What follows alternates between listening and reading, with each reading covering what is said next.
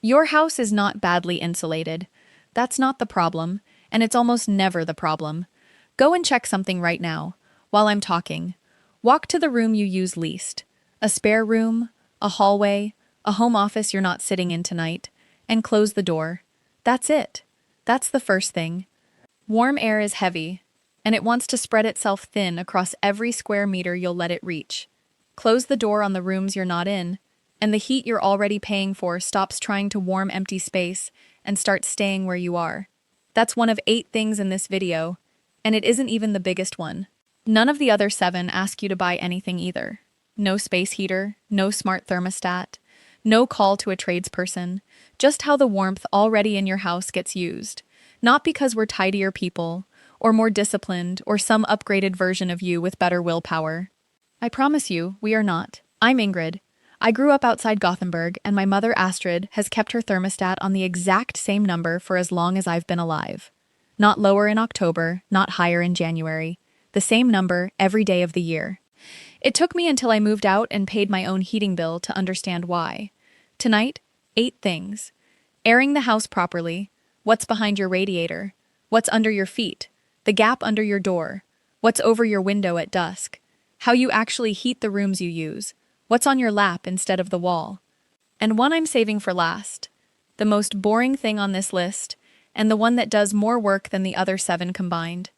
Do these 8 things this evening, and you will feel warmer by bedtime, without the boiler working any harder than it already is. One thing before we start. The habits I cover on this channel, there's far too much of it to fit into any single video, so I put the whole of it in one place. 150 of them, sorted by room and by rhythm.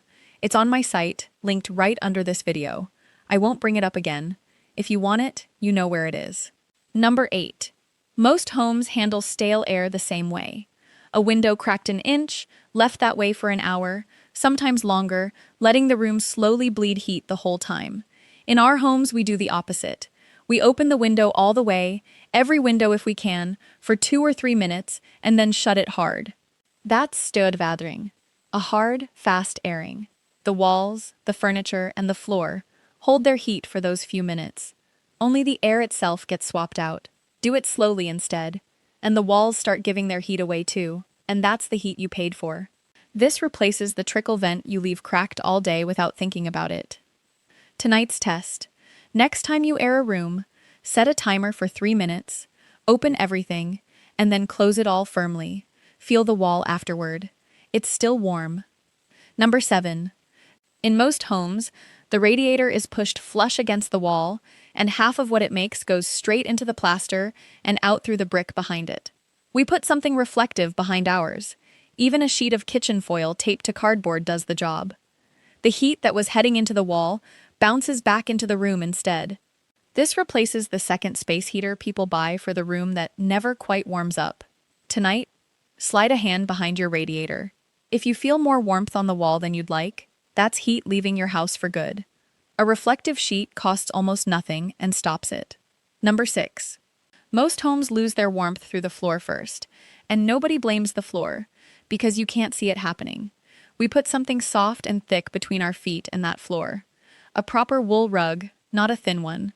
Wool holds air inside itself, and trapped air is what insulation actually is. This replaces the underfloor heating system people install because their feet are cold, when the air in the room was never the issue. Tonight, stand on your bare floor for 10 seconds. If your feet get cold before the room does, that's your answer, and it isn't your thermostat. Number 5. A gap of even a centimeter under a door lets more cold air through than most people believe. Stand near it, and you'll feel a line of cold air moving across the floor, even with the heating on. We use a draft stopper, a folded length of fabric, sometimes filled with rice or old fabric scraps, laid along the bottom of the door. This replaces the professional resealing job people book for a whole house when the real leak is 6 specific doors. Tonight, light a candle and hold it near the bottom of your front door and your bedroom door. If the flame moves, you've found your leak. That's the small, physical stuff. A few minutes here, a few centimeters there. None of it costs much, and none of it requires anyone to come to your house. The next one is where it starts to add up. Number 4. Most people treat curtains as decoration. something you open in the morning and forget about until you go to bed. We close ours the moment it gets dark outside, not when we go to sleep. A closed curtain traps a layer of still air against the glass, and that trapped layer is doing real insulating work the second it's shut, not 8 hours later. This replaces the double glazing upgrade people quote for thousands before they've ever tried a heavy curtain, closed early, for free. Tonight, close your curtains the moment the sky starts going dark, not after dinner. Put your hand near the glass an hour later and compare it to a window you left open. Stop for a second, because there's one idea sitting underneath everything so far, and I want to name it before we go on. None of these 5 things heat more of the house. Every one of them keeps the heat you already have from leaving. That's the whole habit, really. Not making more warmth, just refusing to waste the warmth you've paid for. There's a word for this, roughly, lagom, which means something closer to exactly enough, not more, not less. Keep that in mind because the last 3 are all built on it. Quick pause before the last 3. Everything in this video is one section of the guide I mentioned, the home warming habits. The section people actually write to me about most is the one on mornings and evenings, the small routines that start and end the day. It's linked below too. Now, number 3. Number 3. This is the one I opened with, so let me give you the part I left out. Most homes heat every room to the same temperature all day, whether anyone's in there or not, including the room you're sitting in right now. We heat where we are, not where we aren't. Close the doors on empty rooms, and if your system allows it, turn those radiators down rather than off completely, just enough to keep the pipes from going cold.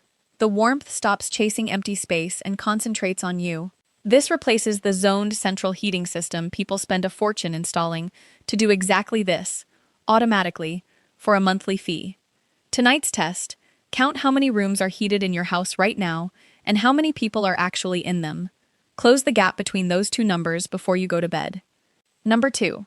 When most people get cold in the evening, there's one motion they make without thinking. Hand to the thermostat, dial turned up. We reach for something else first.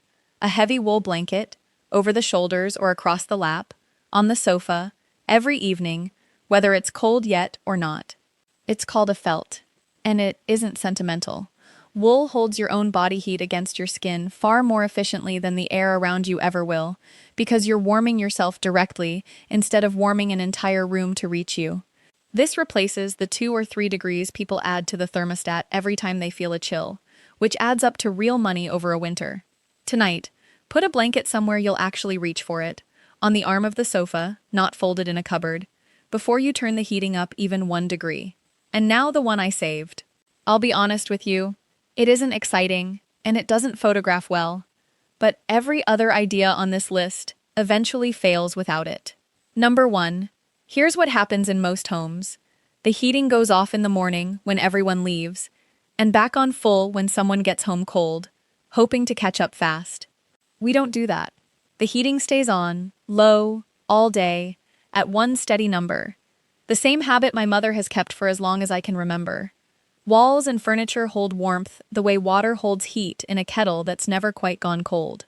Reheating a house from scratch every evening costs far more than holding it barely warm the whole time, because you're not just warming the air anymore. You're warming every wall, every piece of furniture, back up from cold every single day. This replaces the on-off boost habit almost everyone has, switching the heating on hard when the cold finally gets uncomfortable. Tonight's test. Actually, this one's for tomorrow. Instead of switching the heating off completely when you leave the house, turn it down low and leave it running. See how the house feels when you walk back in. Here's what I want you to know about why nobody taught you any of this. There's real money in you not knowing it. A thermostat you check constantly, a boiler working in hard bursts, a space heater in every room that's never quite warm enough. That's a heating industry with every incentive to keep you reaching for more, not less. Nobody runs an advertising campaign telling you to turn a dial down and leave it there. There's no product in enough. It isn't an accident, and it isn't your fault. You were never shown the version of warmth that costs less because there's very little to sell you in it. Nobody profits from a candle held near a door frame or a curtain closed an hour earlier than usual. You don't have to live with the boiler working against you all winter.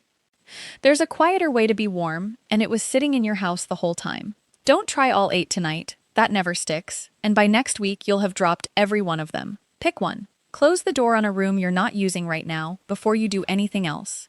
I read every comment on these videos, genuinely. Half my best ideas for this channel come straight out of that comment section. So tell me, which of these did you already know, and which one is completely new to you? And be honest with me, which room in your house is the coldest? The one you've just learned to live with? Next time, I'm taking number 1, the steady heat habit, and showing you exactly what it costs against the on-off habit most people use, room by room, week by week. Somewhere outside Gothenburg tonight, my mother's heating is sitting at the same number it always is, and her house is warm the way it's been warm every winter I can remember. Och som alltid, vi ses nästa gång.